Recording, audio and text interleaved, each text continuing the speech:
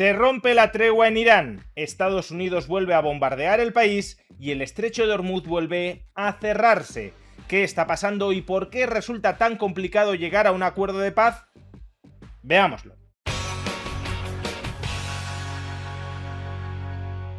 La guerra en Irán vuelve a encenderse. Después de que Donald Trump anunciara que daba por finalizada la tregua y de haber golpeado más de 300 objetivos iraníes durante los últimos días, la Guardia Revolucionaria del país ha declarado el cierre del estrecho de Hormuz, bombardeando de hecho un portacontenedores que intentaba cruzarlo, y a su vez, acto seguido, Irán también ha bombardeado a 5 países de la zona, entre ellos Qatar y Omán.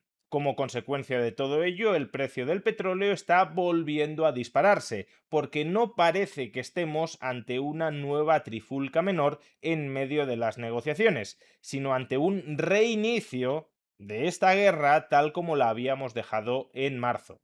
Y visto lo visto, es lógico plantearse por qué está costando tanto llegar a un acuerdo de paz. Sobre todo cuando hace escasas semanas Donald Trump ya daba por cerrado ese acuerdo y por tanto anunciaba una paz inminente en la región, de tal manera que el estrecho de Hormuz volviera a estar abierto con normalidad, de hecho se reabrió, por eso ahora se ha vuelto a cerrar, y los propios mercados, tal como se reflejó en la brutal caída del precio del petróleo, habían confiado en que sí, en que ya se había llegado a un acuerdo definitivo. ¿Por qué si las posturas estaban tan cerca se han vuelto a alejar tantísimo? Pues hay 5 grandes escollos que son los que están bloqueando un acuerdo final y sostenido.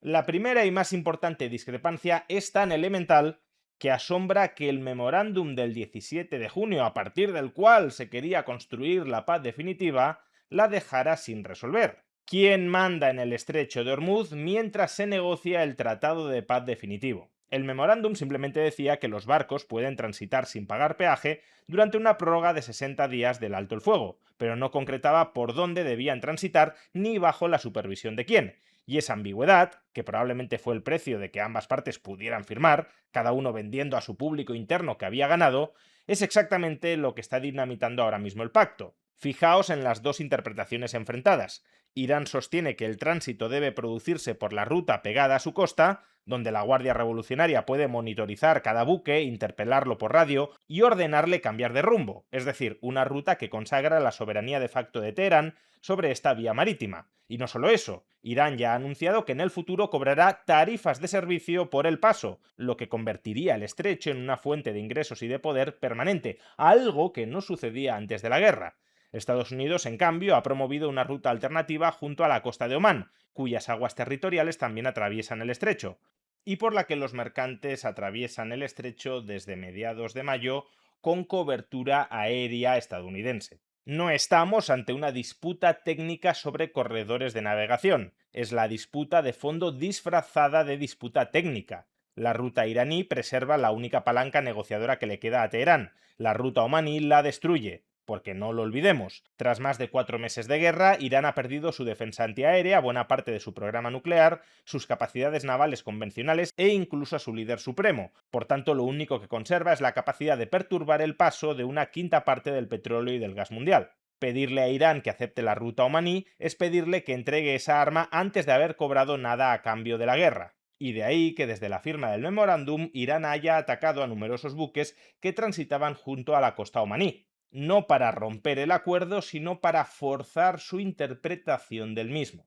Y si llegados a este punto, y visto lo visto, un inversor se plantea que tiene interés en tomar posiciones largas o posiciones cortas sobre el precio del petróleo, esta es una operación que se puede hacer a través de ETFs como el Wisdom Tree Crude Oil para posiciones largas, es decir, el ETF se revaloriza si sube el precio del petróleo, o el Wisdom Tree Crude Oil Daily Short para posiciones cortas, es decir, el ETF se revaloriza si el petróleo cae. Si uno cree que esta ofensiva en Irán recalentará sostenidamente el precio del petróleo, tiene sentido tomar posiciones largas. Si uno cree que esto es simplemente el anticipo de un acuerdo que volverá a desplomar el precio del petróleo, pues entonces tiene sentido que tome posiciones cortas. Y para adquirir cualquiera de estos dos ETFs podemos utilizar plataformas como Freedom24. El broker de Freedom24 proporciona acceso a una amplísima variedad de activos financieros, entre ellos estos dos ETFs. Solo tendríamos que seleccionar su nombre en el buscador de activos financieros y una vez encontrados, escoger el que queramos, por ejemplo el Wisdom Tree Crude Oil. Y una vez dentro del perfil de este activo financiero, de este ETF, tan solo tendríamos que escoger la opción Invertir dentro de Freedom24 y especificar la cantidad de nuestros ahorros que queremos inmovilizar en este ETF que adopta posiciones largas, repito, en el precio del petróleo. Si os queréis abrir gratuitamente una cuenta en Freedom24 y comenzar a operar en estos o en muchísimos otros activos financieros, podréis encontrar el enlace para hacerlo en la caja de descripción del vídeo o en el comentario destacado. El estrecho de Hormuz constituye el primer escollo para llegar a un acuerdo de paz sostenido entre Estados Unidos e Irán, pero no es el único. El segundo escollo es el orden de las concesiones. ¿Qué se entrega primero y qué se entrega después? Washington exige que el estrecho se abra plena e irreversiblemente desde ya, y que las contrapartidas económicas de calado, el alivio sancionador amplio o la normalización de las relaciones comerciales lleguen más adelante, con el acuerdo definitivo.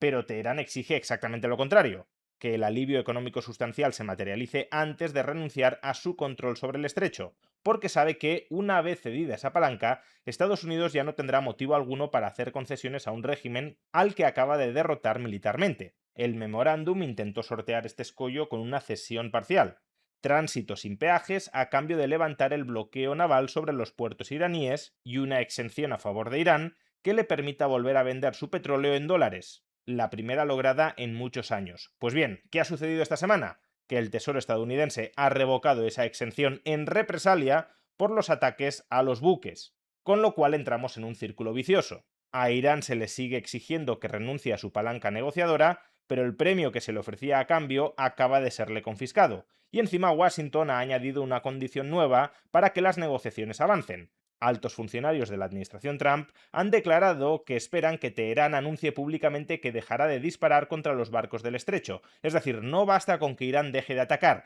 tiene que proclamar ante todo el mundo, incluida su propia población, que renuncia a su arma de disrupción masiva sin haber recibido prácticamente nada a cambio. Tercer gran escollo de la negociación: el desminado y la verificación de los acuerdos. El memorándum obligaba a Irán a desminar el estrecho en un plazo de 30 días, con la previsión de que el tráfico marítimo regresara gradualmente a niveles normales de preguerra. Pero ahí surgen dos problemas. El primero, operativo. Según algunas informaciones, Irán habría perdido el rastro de gran parte de las minas que sembró durante la guerra, con lo cual ni siquiera, poniendo buena voluntad, podría desminar completamente el estrecho. Pero el segundo problema, mucho más grave, es el de la verificación. ¿Quién certifica que el desminado se ha completado?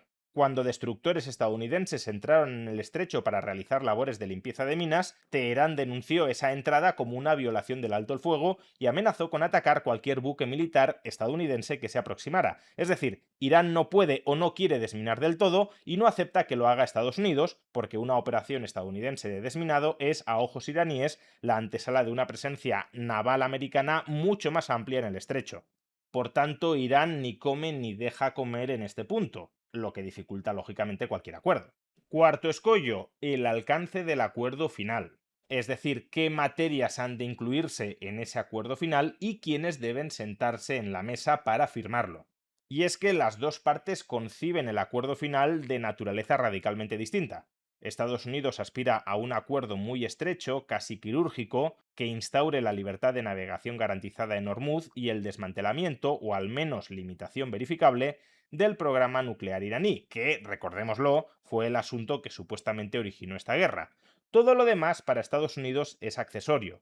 En cambio, Irán aspira a un acuerdo omnicomprensivo. No le basta con que le levanten tal o cual sanción, sino que exige el desmantelamiento de toda la arquitectura sancionadora que asfixia su economía, así como garantías de seguridad para la supervivencia del régimen, incluyendo el reconocimiento de su estatus como potencia regional. Es decir, Estados Unidos quiere negociar poco y cerrar rápido, mientras que Teherán quiere negociarlo todo, precisamente porque sabe que una vez firmado un acuerdo parcial, nadie volverá a sentarse en la mesa para discutir todos los otros asuntos. Con unos perímetros del acuerdo final tan dispares, cada parte considera que la otra está intentando colar por la puerta de atrás asuntos que no tocan en ese momento. Para Estados Unidos, Irán contamina la negociación del estrecho con exigencias maximalistas. Para Irán, Estados Unidos pretende cobrarse el estrecho y el programa nuclear pagando con calderilla. Y a esto se añade la cuestión de a quién vincula este acuerdo. Porque claro, el acuerdo en principio es bilateral, entre Estados Unidos e Irán, pero sus implicaciones abarcan a toda la región. Recordad si no lo que pasó 3 días después de firmarse el memorándum. Israel continuó con sus ataques en el sur del Líbano contra Hezbollah e Irán respondió declarando el cierre del estrecho, alegando que las acciones israelíes violaban el acuerdo. Pero claro, Israel no había firmado ese acuerdo. Por tanto, un actor que no lo ha firmado tiene capacidad para dinamitarlo. Cuando el perímetro del pacto, incluyendo los actores a los que vincula, no coinciden entre las partes, pues entonces es bastante obvio que las negociaciones pueden descarrilar en cualquier momento. Y quinto y último escollo, las restricciones políticas internas. Esta quinta discrepancia es el motivo último que impide resolver los otros 4 problemas. Ninguno de los dos gobiernos, ni el de Irán ni el de Estados Unidos, puede permitirse ante su propia audiencia doméstica las concesiones que el acuerdo exigiría. Trump afronta las elecciones de medio término en noviembre con una crisis energética a cuestas y eso le obliga a exigir la reapertura inmediata del estrecho, pero al mismo tiempo los halcones republicanos, que nunca estuvieron de acuerdo con el memorándum, le acusan de apaciguamiento cada vez que tolera un ataque iraní, empujándole a represalias que dinamitan la propia negociación. De ahí el desdoblamiento, casi esquizofrénico, del presidente de los Estados Unidos. El viernes proclamaba, en términos inequívocos, que el alto el fuego está muerto, y en la misma comparecencia aceptaba que las conversaciones con Irán continuaran. Bombardeo por la mañana, negocio por la tarde. Y enfrente, un régimen iraní que ha sido decapitado tras el asesinato de Khamenei en plena transición interna, donde ningún dirigente puede firmar la entrega del estrecho sin quedar retratado como un traidor.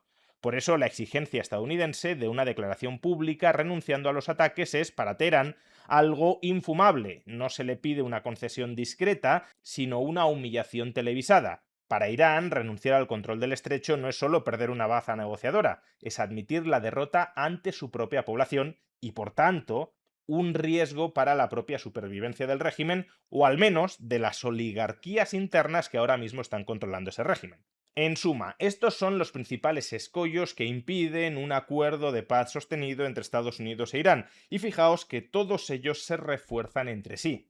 La falta de verificación agrava la desconfianza sobre la desconfianza sobre la secuencia endurece la pelea por el control de las rutas marítimas, la pelea por el control de las rutas marítimas provoca ataques que activan las presiones internas y las presiones internas destruyen las contrapartidas que podrían desbloquear la verificación. Por eso es tan difícil cortar el núcleo gordiano que desbloquee de verdad estas negociaciones. Y por eso lo que vamos viendo es una secuencia entre declaraciones de paz y ruptura de esas declaraciones de paz. Ninguna de las dos partes quiere instalarse en el conflicto permanente, pero ninguna de ellas es capaz de lograr una paz duradera.